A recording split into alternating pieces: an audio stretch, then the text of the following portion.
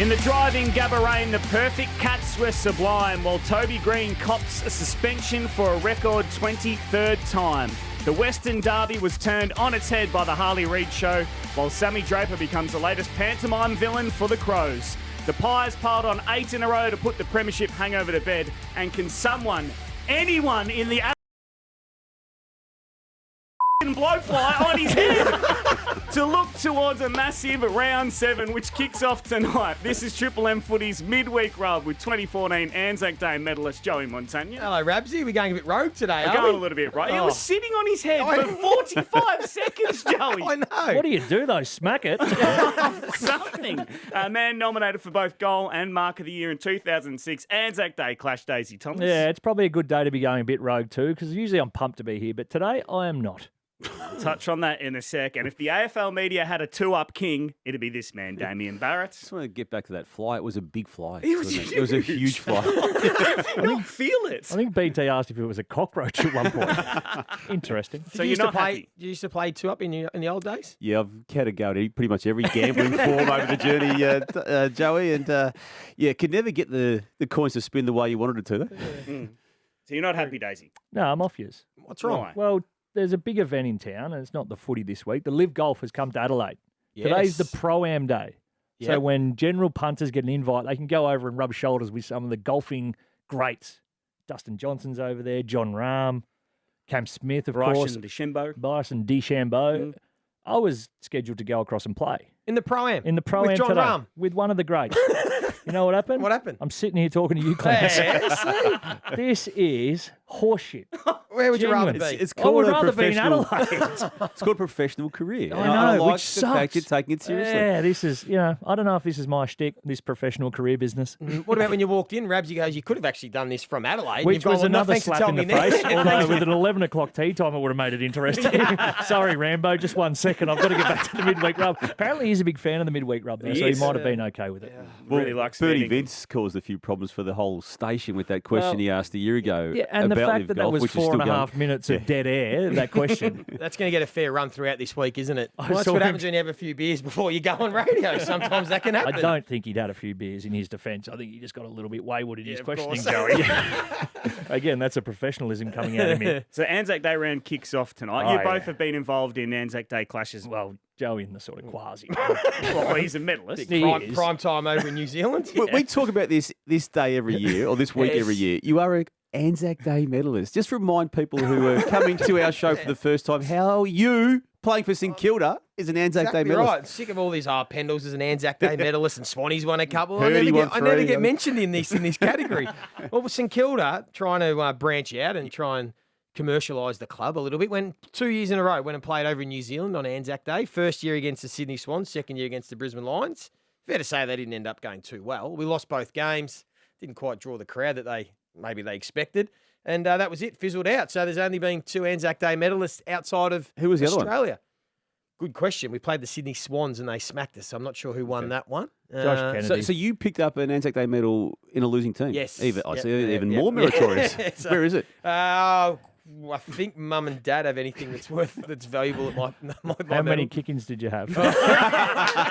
Yeah. Don't you? You're better than that, Daisy. I'm You're not better than that. and I Didn't put you my hand come up of with it. age, in effect, on an Anzac Day? Fourth game into my career. Yeah, Took a correct. big hanger from Took a him? hanger, kicked the match-winning goal, and you don't want to probably say that's when my career peaked, but it was getting close to it. 4 games in, it was Anzac Day is a brilliant day, and as we all know, as much as we take the Mickey to get out there, Collingwood and Essendon are the envy of the footballing world on that day because outside of finals, preliminary finals, it's the biggest game on the calendar. Still is, by some way. Yeah. Everybody tunes in, regardless if you're barracked for those teams or not. You sit down, you watch the game, and historically, it's been some really great contests, and this year should be no different. Sometimes it throws up a quirk. I saw last night Mark McGough was doing the media rounds, 2002, Anzac Day medalist as a 17-year-old. He And we was- saw Ginnivan as well as won an Anzac Day Did you medal. enjoy Mark's speech? It was I didn't can't make it remember to it. the second ad break.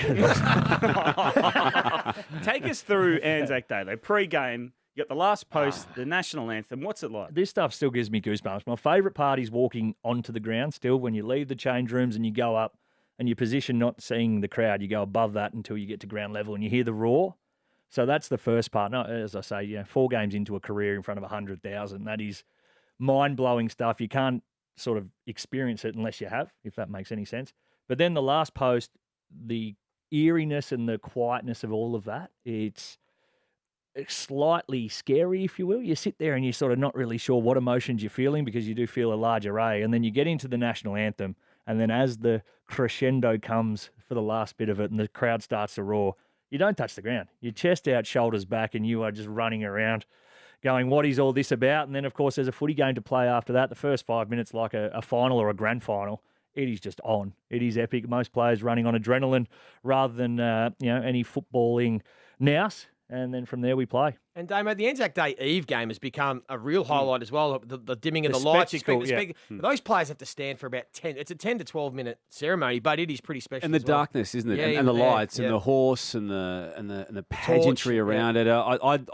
It's not an equal, but it's the next best thing to it, isn't it? And it's equally as anticipated in the lead up to it, and we're about to experience that again tonight. At what stage this weekend do we hear somebody saying we want Anzac Day? Another club every year. Is it unfair for Collingwood? And well, it's not going to change. No, it won't change. But at some point, somebody from some club will say, we wouldn't mind having a go. And that's the beauty about this year's game too. Both clubs are back up and about, aren't they? I mean, Essendon coming off 2 consecutive wins. Collingwood, the reigning premier, but retrieving a slow start to the season. It's game on tomorrow, isn't it? Big time. And the Giants take on the Lions as well in Canberra. Geographically, that's a pretty special place with the war memorial there as well. So that game could also be a great one. And we'll get all your tips later on in the midweek rub, plus fair dinkum or Fugazi. But up next, Damo, we're going to chat the Tribunal once again in your news segment. Round 7 predictions still to come, plus fair dinkum or Fugazi. But right now, Triple M Footy's midweek rub with Joey, Daisy and Damo. It is time for your news, Damo. And once again, we start at the Tribunal. 1 giant got off, 1 giant remains suspended. It did unfold that way, Rabsy. And let's just start with the guy who got off, that being Jesse Hogan, for the contact or seeming contact that he had in the goal square on Lewis Young. Again, let's quickly discuss that before we move on to the deeper issue of Toby Greene. The look wasn't great, but it didn't warrant a suspension. The contact wasn't there. But again, we've seen cases on look and potential to harm be used in evidence against. I've got no issue with that one being thrown out whatsoever. No, at the time, I didn't think he should have got a week. It was an open hand that just clipped him to the face. Like, sometimes I don't like we do this whole the look and for the kids and all that sort of stuff. I mean, this is a professional game. Wasn't enough in it for me, so I'm glad he got off. Yeah, I couldn't, upon watching it many times, actually 100% establish he got him. Now, I know there was glances and whatnot, but yeah, I'm a bit with you on those ones. And the Toby Greene one, though, the bracing as he did with contact on Jordan Boyd in that marking contest, we've all had views on it. We know the way the rules have changed. I still, when it's all flushed through, feel bad for Toby that he's missing a game of footy for that. But I know what the rules are, and the Peter Wright incident of 4 weeks ago against Harry Cunningham, while Cunningham went down and was concussed out of it, Boyd wasn't. To me, that was a form of correct comparison when it came to what happened to Greene. So I understand it. I just don't like it. Yeah, well, I'm in exact camp, and I was the same with the Peter Wright incident. Like, I just think it's unfortunate and unfair, probably, that these players that are making instinctive, reactionary decisions that have no intent, no malice whatsoever, are getting rubbed out for games of football for these sorts of incidents. But I understand where the game's going. I was slightly interested, Damo, that a lot of people had a different perspective on Toby Greene compared to Peter Wright. When you're right, it was almost identical, the situations. They had their eyes on the ball the whole way running at it until they jumped and braced. Yet for some reason, some people felt more sympathy towards Toby Greene than Peter Wright, which I thought was interesting, but it was always going to be tough for him to get off. It's just so hard and unfair for these players in that split-second instinctive reaction to be missing games of footy. I think the Peter Wright one, it looked like he had more time to make an informed decision. The ball, Cunningham was more under the ball rather than going back with the flight, whereas this one was nearly a 50-50 equally meeting in the middle. I think, God, I'm not playing anymore. The amount of extra decisions you have to make that are non-instinctual is a joke. To tackle somebody and then place them down, even if they're bigger than you, to not play for the ball if you're going to be a microsecond late. There's so much that the players have to consider that isn't in the footballing the way you grow up playing the game. It may change going forward, but I think the last thing we want to see is both of those blokes, and this will happen at some point, stopping, the ball lands in the middle, and everyone goes, what does the game come to? And once again, it's a Tuesday night hearing. We've got another hearing. We record this show on the Wednesday morning just before midday most weeks, and we've got Tom Barras going up with his tackle on Michael Walters. I expect that to also have a controversial outcome, whether he's cleared or given a week, given what happened to Charlie Cameron last week with that space. Just, Joey, you spoke with your great mate Nick Riewoldt on Triple M's Footy Talk yesterday. Rui was pretty worked up. I expected him to get rubbed out because that's the way the league is going, but I hate it.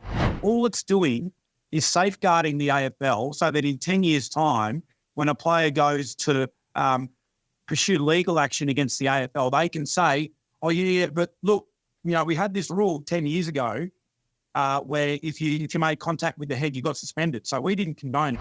What a shame for our game. What a shame. If that's the direction the powers that be want to take the game, well, I think you'll be like people will vote with their feet, and you'll start to lose people. Before I get serious, was that Nick Riewoldt? Was that Very hoity-toity. Oh, no. That was more the audio, I think, from Texas than it was his voice changing. Oh, my goodness. Unless happened to him? I don't know, He's something sitting upright. doing something different over there. Yeah. But he's referencing Had a Burberry jacket on too. Gucci thongs. His reference there at the end was in regards to sort of the collisions and the things that we love about our game. And Jonathan Brown was on the couch and said something similar. Is our game heading towards Gaelic footy? Again, referencing, are we going to lose all these collisions and impacts that people have loved about our game for 100 years? And there are a lot of old school people that love that about our game. But we understand where it's heading, Did he Damo. say that people are going to walk away from the game? He got a bit worked up there. Yeah, he did. I mean, but there are people that think that. There are people that love the collisions. Joey, when people say, Duck didn't watch footy for 4 weeks. He hasn't watched footy since Peter Wright missed out. But look, I say this about my own life. My life's not exciting enough to take footy out of it. Yes, And people say these things, they don't mean them. Of course they don't. No. Well, why doesn't park footy get adjudicated differently to the AFL? I feel like there's this narrative that whatever happens at the top level is going to filter down. Why don't we just have that as a singular? Because it's the elite level, and then change it from a I know what you're saying, and I think that would make it easier. You don't want blokes who are tradies on the weekend putting themselves in a similar spot and getting knocked out. Well, it's more your job. It's more the 8-year-old kid. Well, but again, adjudicate that completely differently.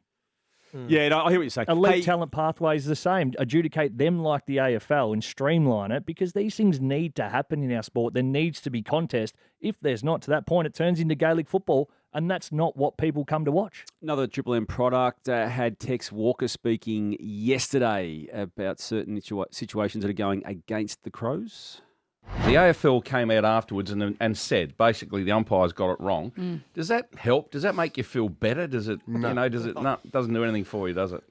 Not at all. No, especially when it's happened 3 times in the last probably 15 games for us. Yeah, right. So very, very tough pill to swallow, and we're in a position now where we were 1-4 going into it.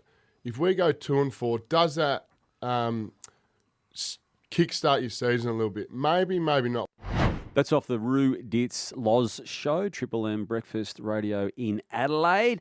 What about the leading question? But that was a leading question, wasn't it? It was, but it elicited the good response, didn't it? Yeah. Now, people, and I've had a view of Adelaide, they just got to move on and deal with it. But equally, when you hear Tex say that, a former captain and a voice of authority on footy, particularly that footy club, refer to those incidents. Let's go back. So round 15 last year, Adelaide come to the MCG, lose a game by a kick. Jordan Dawson is contacted in the last passage of play. Umpires missed it. AFL comes out the next day. Dan Richardson, who was then the umpire's boss, said that should have been paid. We understand why it wasn't. The umpire didn't get a good line of sight. You go to the Ben Keys non-goal. Cost them a spot in the finals. You then go to last week. Sam Draper, tackled by Texan, should have been a free kick. And the AFL again said that themselves. So there's 3 incidents. Then they're high stakes here. It's arguably cost them a final spot last year. It's now given them a 1-5 scoreline, not a 2-4 scoreline. People are on the hook for performances and KPIs and life in football. If only there was a mechanism, Damo, where they could review it at the you're not. time. There's 4 bloody umpires, You're not Joey. going to captain's call again. Well, of course we are. Why not? You've just summed up perfectly why we need that situation. Let's just get an apology on Monday and move on with it. That's why we should be seriously looking at it, getting the parameters right. I agree with all what you're saying that we'll stuff it up and whatever, but we need to seriously consider it. We can't just keep having this happen to clubs and we just accept it and It's say only happened to sorry one and club move. by the sound of it. That's exactly right. I'm sure every club would think there are situations, but I think that's absolutely they've been hard done by. The narrative of the umpire and the position that he found himself in, or it's a big call that late in a game, that is horseradish. That should not happen. That's why you get paid. That's why you're an elite umpire. But they're human as well, so they get caught up in the shouldn't tense be. spot. I know, but they are. But they're humans. They're not robots. So they also get caught up in emotion and the situations and those sorts And they of know things, the and they score. make mistakes. And they know the gravity of that, Yeah. blowing the whistle in that's that right. moment and saying, holding the ball. Yep. And There's Yeah, 4 sometimes not to. umpires, you have to do it. I agree. Or I agree. wait the extra second. They surely had a timekeeper in there. And make a non-decision, wait for the siren to go, then blow your whistle. Poor Adelaide. it all comes in. Did you see how berserk Tex was going Yeah, post-game, though? yeah, And yeah. rightfully so. Yep.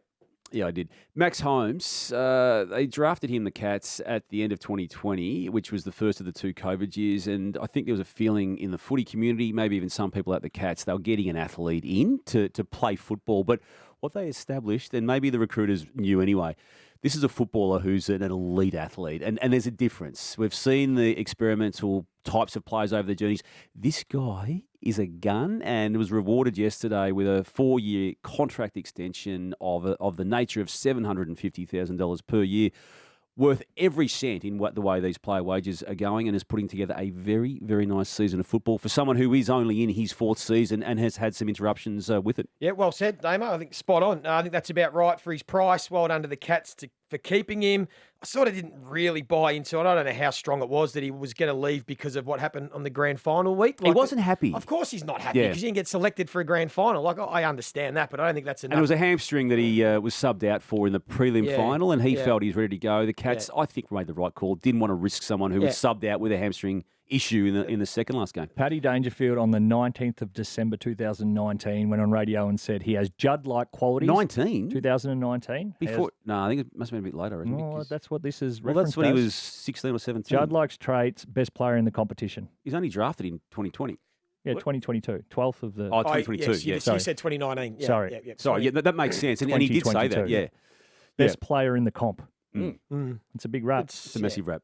No, Yep. it's a good get. And the Cats, they don't look like slowing down at all, Damo. And they'll probably do some work in the off season and land a couple of other players, and they'll probably just continue to sit around a top 4 team. Well, Paddy will, I'd imagine, go around one more year, but then it opens up to what happens. Have you heard there. any whispers around the Tarryn Thomas Geelong links? Yeah, they're going to be interested, like all clubs are. I saw Steve Hocking in the past 24 hours has attempted to distance the club from that being the narrative, but they're a club, as you know, that is prepared to take risks on players. They gave Tyson Stengel a 3rd chance in footy and were rewarded instantly with a All-Australian in a premiership winning year. And I thought his game last week, just on him, was probably the best game he's played in the AFL. Yep. But yes, they'll be interested, as other clubs will be as well. Round 7 kicks off tonight. Richmond versus Melbourne. Anzac Day Eve. We'll get your tips very soon. But up next, it is Fair Dinkum or Fugazi on Triple M Footy's Midweek Rub with Joey, Daisy and Damo.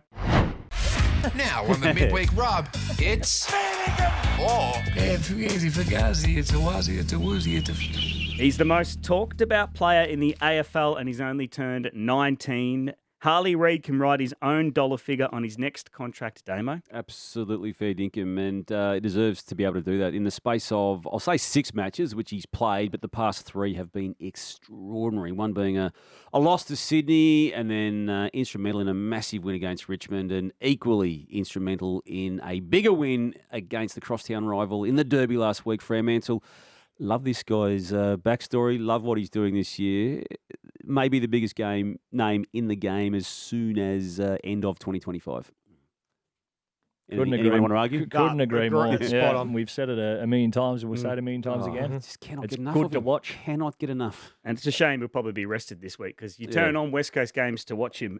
Brisbane are in serious danger of letting their flag window pass them by, Joey. No, that is Fugazi. Teams at the top generally stay at the top. If it's not this year and they have a dip year, that's okay. They absolutely can bounce back next year. They can do some free agency. They can trade. They've got the Ashcroft boys to come in. There's no reason why, if it's not this year, they still can't be a contender in the next couple of years. You did the game on Sunday at Marvel Stadium, Daisy. 3 reviews from 3 clear goals. The goal review system is absolutely cooked. That is fair dinkum. Well, with all the technology in the world that we have at the moment, how can we have this program being so shit? Yep. You can have horses going 70 k's an hour and get it down to the millimetre. You can put a bloke on the moon. You can get a snicko at 160 k's as well. You can get hotspot. Well, what have we got? Yeah, but they've also got the DRS though too. Well, That doesn't work. Goal line technology, like all Tennis, you can get the ball out by a tiniest little 200 k's an hour. You serve it, and you can tell me it misses by a millimetre. It's on a grid though.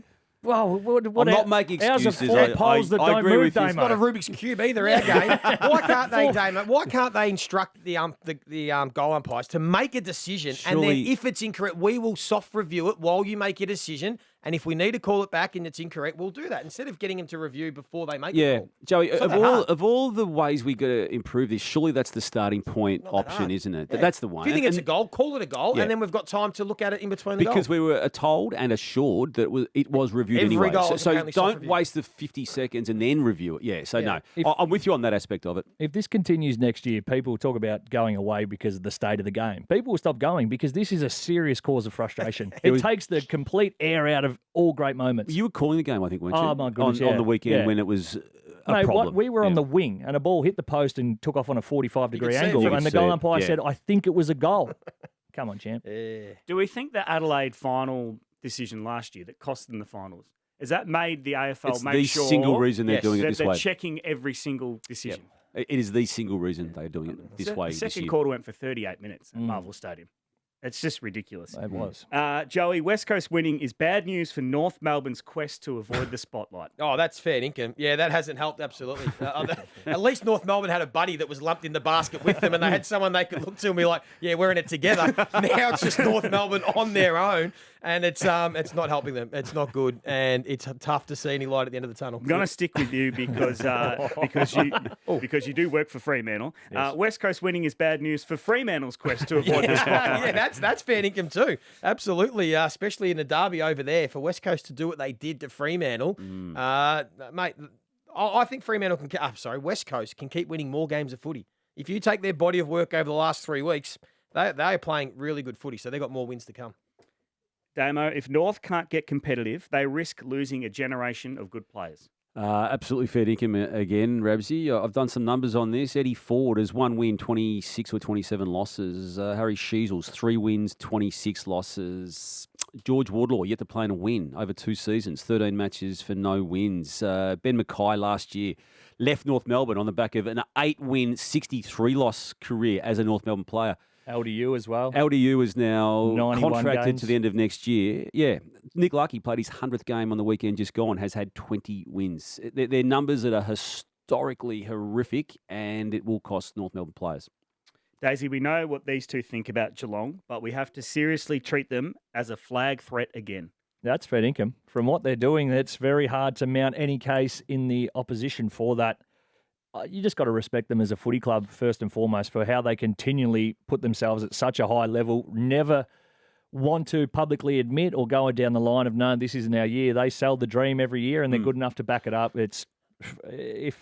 I don't know how they do it, to be honest. It's mind-boggling. Are we the only two, Joey, who think saw this? so. I get annoyed. I read the papers now. Nobody had Geelong in there. I had them in the top grand eight. final. I You'd know. have top four, And I I keep think, yeah. thinking they should be. Well, you know what it's done with Geelong? It's now made other teams at the top, and that's why I sort of referenced Brisbane. Collingwood have now almost publicly said it. We are going to try and stay They at the have said top. it, We yeah. are not going, because everybody now knows how hard it is to try and rebuild. So I think it's great for the rest of the competition that these top teams are going to do their darn hardest to stay at the top, which makes it harder for these teams down the bottom to catch up. And they've had moments too that they were pilloried when they kept making finals, and they went out in straight sets relatively early in Chris Scott's time, and everyone thought, "Oh, that's it," you know. And then they failed to make the finals in another season. Oh, that's definitely it. And then they got belted by Melbourne in 2021 in a prelim final, and they were a bit sick going into the game, I know, but they got belted, and everyone thought, okay, that's 100% it. They win the premiership the next year. You've been big on this, haven't you? Just Yeah. keep contending, keep putting yourself in it. And if you don't know what's going to happen, you don't know which players are going to come along, who you can get in the free agency. Then they've got a Max Holmes trade coming space. through. That's it.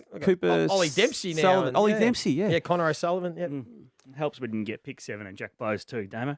Well, yeah. Get Essendon- creative. And they Ollie went and did Henry it. because he was homesick. Yeah. Joey, Essendon have to be considered a legitimate finals contender. Oh, Good question. Not yet. No, that's Fugazi just for now because I think like Essendon were 4-1 last year, weren't they? Going into the Anzac Day clash. They were 4-1 and they were 30 points up. No, well, that's fair. No, Daisy. I'm agreeing with you. What stupid question? There's no way. Ridiculous. There's no way yet they can be considered a legitimate finals contenders. They're in the mix, They but not can't beat. legitimate. They got beaten by Port by 10 goals. Yeah. They beat the Bulldogs. Wow. Jeez. Dang it. No, Daisy, just squash that one. That's all right. Rudy wrote the question. I like it, Rudy. I wouldn't mind I a know, question. Rudy. Throw Rudy under the bus. Pies will beat them by 50. Don't worry. Damo, Ross going with the excuse of the Saints playing 3 games in 11 days is decidedly un-Ross-like. Well, I'm going to say it's Fugazi because I think it was Ross-like. He tries to just throw little curveballs out there, and I think he was trying to raise it in the hope that we could work through it, as in to say him thinking we as a club could work through it. So Fugazi, but I didn't like it just to move it off the fair dinkum Fugazi type of Bullshit, that's fair dinkum. If in our day, it was any time, anywhere. If you had a broken leg, strap it up and get out there. It was doesn't matter what's We'll going play on. the car park. Doesn't matter what's going on away from footy. You just get out there and play. That was his attitude. Now, the poor boys look a bit sore and they played 3 games, 11 days. They have to travel. Come on, Rossi, what's happened to him? What about the flat out lie when the journalist put it to him? He goes, "Oh, I wasn't aware of that." Piss off, Ross. He probably loaded the journal to up. ask him. Hey, Daisy, I'll play you a little bit of audio here. Collingwood superstar AFLW Ruby Schleicher's down on the boundary all day today. G'day boys, good to be here on debut. I listened to Stevie J's first couple of weeks and no matter how badly I go, it can't be as bad as that bloke when he first started.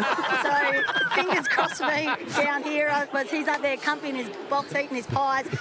Ruby Schleicher has a bright future at Triple M. Yeah, Absolutely. Could not be more on brand. That is fair dinkum. A genuine drive-by. And Stevie J was flat as a biscuit too. He's sitting there, he's taking their photos off going, "Who's this bird? What's she done?" No, she was brilliant. And the fact that we went to her for the second time, we thought she was going to drop the magic. Yeah. She went with her big, I'll tell you what, boys, I've got it here. The crowds aren't loving these goal reviews. I know you boys are hating them, but far out it's getting I tell you what, do you think I was going to slip something out? No.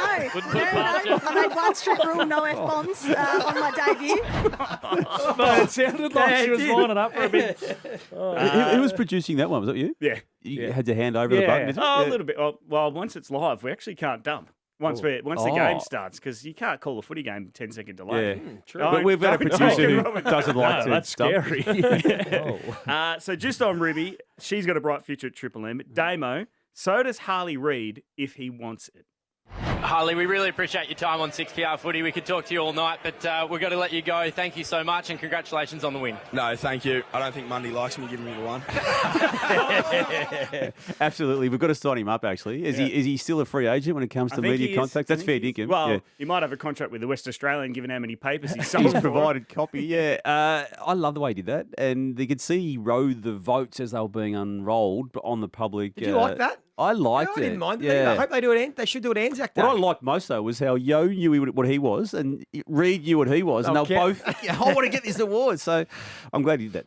Finally, Damo, he had a good win over Cane Corns, but Brownie may have flown too close to the sun in calling out Jake King.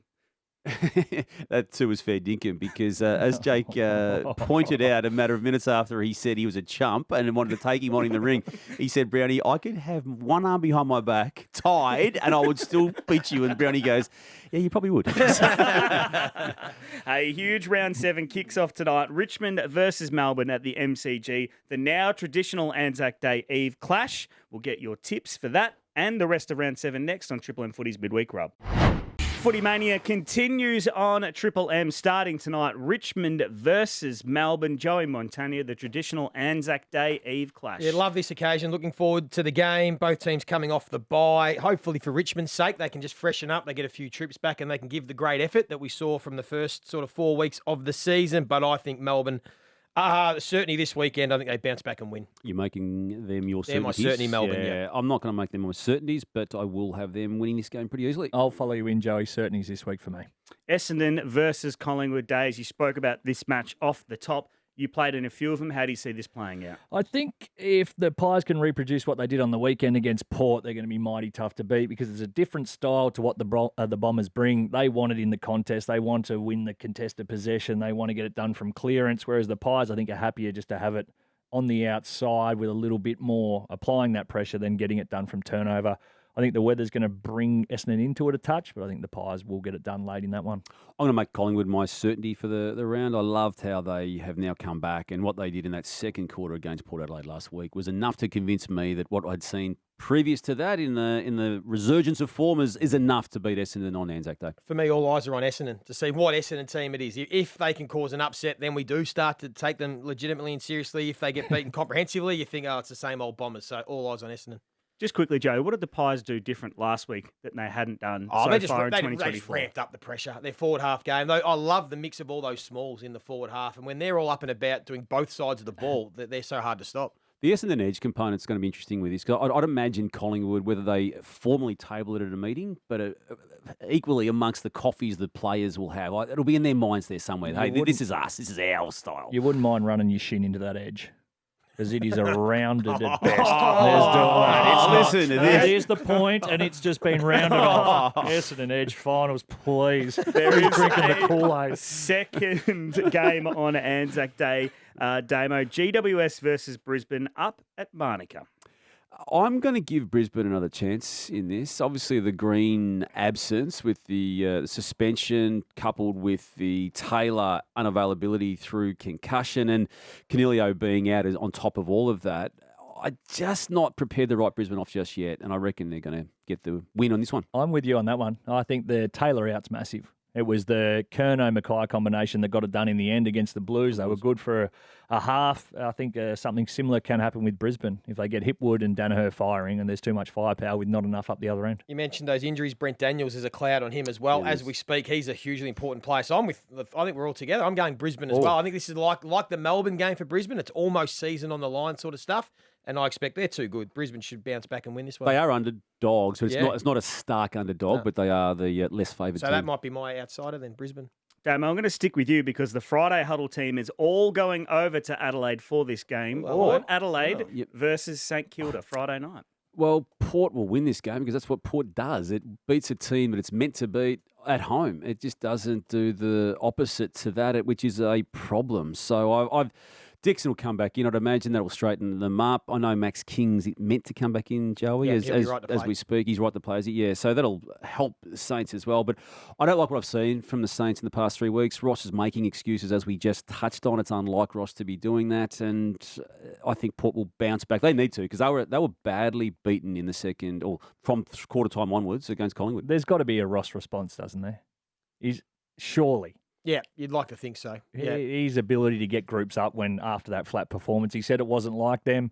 You have to tend to agree. I think Port win it, but not by as far as some may think. Yeah, a bit stiff, the Saints. They got the Western Bulldogs after the week that they copped and got the very best of the Dogs. I think Port Adelaide, something similar. The week that they would have copped and gone through after that belting, the Collingwood, they'll bounce back. It's just, I think Saints will be more competitive, but too hard to beat Port at home. North versus Adelaide down at Blundstone Arena. Oh, I gave North a chance against Hawthorn, so that was my fault. Kicked myself in the head for that one. So not doing that again. Adelaide will win. It might be closer than what some people may think, but you just cannot tip North against anyone, so Crows easily. Couldn't agree more. Geelong versus Carlton, one of your former mobs, Daisy. That is a huge game. 4:35 at the MCG on Saturday. This is going to be a massive game, and I can't wait to see it. And this might be just a little preview to what we'll see later on in the season. It's hard to look past both sides. Geelong obviously undefeated. The Blues so impressive against... They've only lost the one game by a kick. Yeah, and they probably should have won that one. It was just poor time management. I'm going to go with the Blues in this one. Stewart out, he's going to hurt the Cats. I think that firepower up forward again at the Blues. Anytime, and I know the other team's got Hawkins and Cameron dominated this fixture last year. But anytime you sort of go in with a 6-goal advantage, which the Blues are currently doing, it's a pretty nice spot to find yourself in. Yeah, I won't pretend I know who will win this one. I've got no idea. Looking forward to the game immensely. I will lean towards Geelong just because I trust the system and the way they play, but Carlton could win this one. It's going to be great. Same sort of concept to my tip as well. Got soft spots for both the teams with what they're doing this year, but Geelong, there's no reason at this stage anyway to jump anywhere near off them. So Side note, Sam Walsh, the form he is in since coming back, my goodness, we need to start speaking about him a touch more because we just sort of accept that that's what you do. What he's done is remarkable. 17 score involvements on the weekend. Club high? Club record ever. Yep. Freo versus the Bulldogs, Damo. Both these sides have been disappointing at times, and both these sides have had big wins. Yeah, I'm going to, a bit like what I'm doing with Brisbane, I'm just going to give Freo one more chance before I completely write them off. They didn't have a good lead up to the Derby, and then they got smashed in the Derby.